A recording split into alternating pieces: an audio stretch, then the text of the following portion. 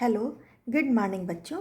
आज की क्लास कक्षा 8 के लिए मैथ से अभ्यास 15D सांख्यिकी। इस अभ्यास में बच्चों हम आयत चित्र बनाना सीखेंगे।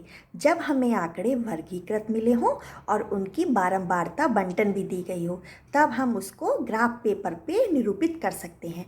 इसी को हम आयत चित्र निरूपण कहते हैं। इसका प्रयोग करने से हमें आंकड़ों को आसानी से समझने में सहायता मिलती है, तो ये भी हमारे लिए बहुत उपयोगी है।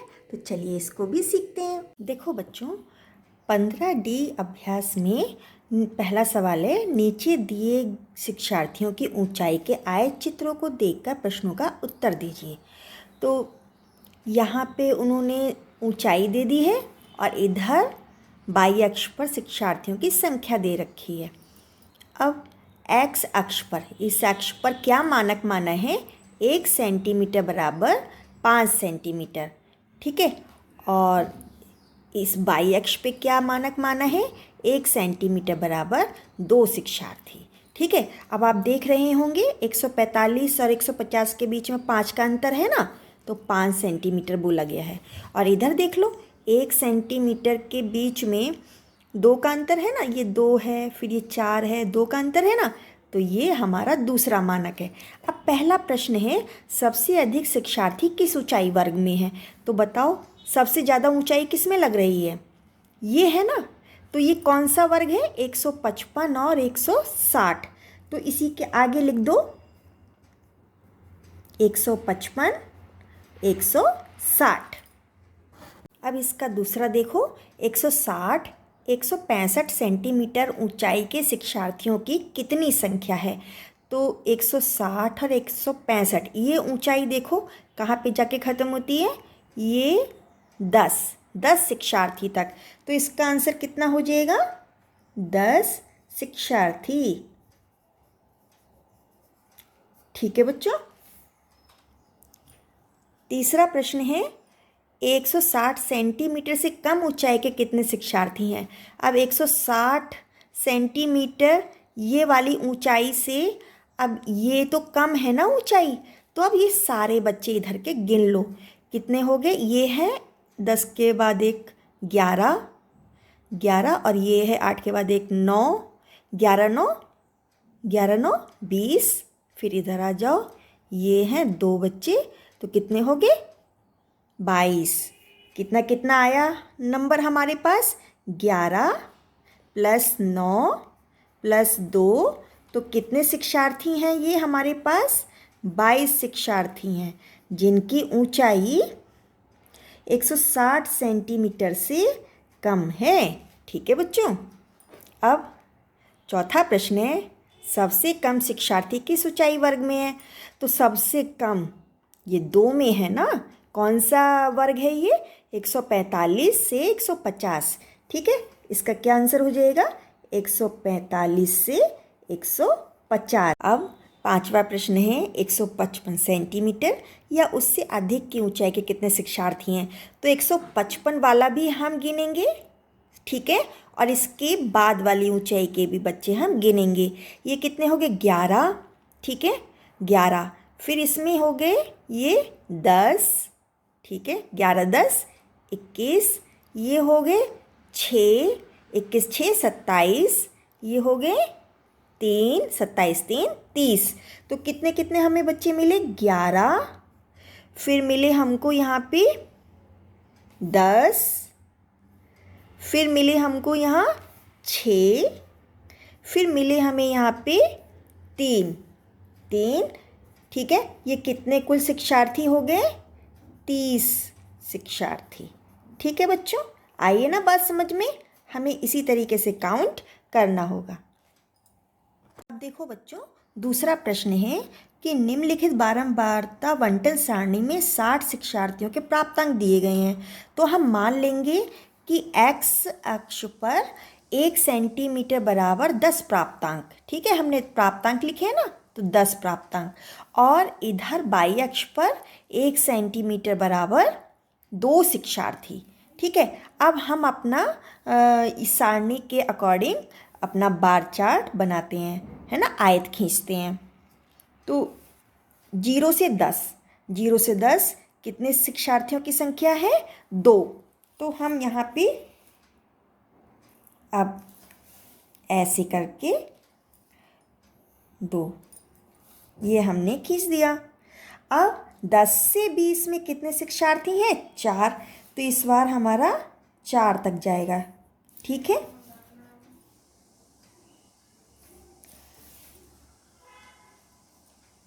ये हो गया। ठीक है, इसी तरीके से अब हम 20 वाले में 5 तक खींचेंगे। अब इन दोनों के बीच में अभी एक शिक्षार्थी और है, 5वां शिक्षार्थी है। तो इसमें अब हम कितना खींचेंगे? इसका आधा और ऊपर ले लेंगे। ठीक है, बस अब इसको खींच देंगे। ठीक है, इसी तरीके से हम 30 से 40 में कितने शिक्षार्थी हैं? तो 8 वाले सेंटीमीटर तक हम लाइन खींचेंगे। अब 40 से 50 कितना है? 12। तो यहाँ 12 तक लेके जाएंगे। ठीक है, अब 50 से 60 में कितना है? तो इस वाले चार्ट को हम 15 तक लेके जाएंगे। यहाँ पे 15 आएगा, 15 तक लेके जाएंगे। फिर 60 से 70 कितना है? 9 है। तो हम यहाँ पे 9 तक लेके जाएंगे। और 70 से 80 में कितना है? 5 शिक्षार्थी हैं। तो हम फिर से यहाँ पे 5 लेके जाएंगे। ठीक है, अब देखो बच्चों, अब आपको समझ में आ रहा है कैसे काम करना है। जैसे 0 से 10 में 2 बच्चे थे, तो 2 तक आयत बना दिया। अब 10 से 20 में 4 बच्चे हैं, तो 4 तक आयत बना दिया। 20 से 30 में 5 बच्चे हैं, तो 5 तक आयत बना दिया। 30 से 40 में 8 बच्चे हैं, तो 8 तक आयत बना दिया। फिर 40 से 50 तक कितने हैं? 12 बच्चे हैं, तो यहाँ तक बना दिया। 50 से 60 तक कितने बच्चे हैं? 15। तो 15 तक आयत बना दिया। और 60 और 70 में 9 बच्चे हैं, तो 9 तक आयत बना दिया। अब 70 से 80 में कितने बच्चे हैं? 5। तो अब यहाँ पे हमने 5 का बना दिया। इसी तरीके से हमें अपना आयत खींचना होता है। इसी को हम हिस्टोग्राम कहते हैं। बच्चों, ये तीसरा प्रश्न है। नीचे दी गई सारणी में किसी लघु उद्योग में कार्यरत कामगारों की आयु तथा उसकी संख्या दी गई है। तो आयु वर्षों में ये हम अपने एक्स अक्ष पे खींच लेंगे, और कारीगरों की संख्या, कामगारों की संख्या हम अपने वाई अक्ष पर खींच लेंगे। ठीक है, तो क्योंकि हमें 25 से आंकड़े दिए गए हैं वर्षों के, तो हम यहाँ 0 से 1 सेंटीमीटर के लिए जिगजैग कर देंगे। इसी तरीके से हमें 40 कामगारों की संख्या से काम करना है, तो हम 1 सेंटीमीटर से इधर जिगजैग कर देंगे, जिससे कि ये हो जाएगा कि इतने कामगार और इतने वर्ष मतलब कि छिप गए हैं। इनका भी हमें आंकड़ा नहीं निकालना है, इनका हमें अभी आयत चित्र नहीं बनाना है। तो अब हम ये देखेंगे 25 से 30 में कितने कारीगर हैं? 40 हैं। तो हमारे 40 ही यहाँ हैं और 25 से 30 यहाँ हैं। तो हम यहाँ पर एक आयत खींच देंगे। ठीक है, इस तरीके से।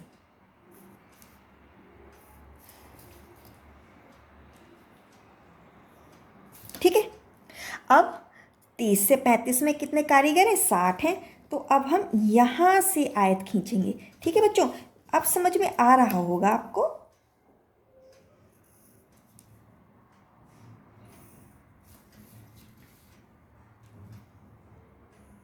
ठीक है, अब 35 से 40 में कितने कारीगर हैं? 80 हैं। तो अब हम 80 तक खींचेंगे। ठीक है,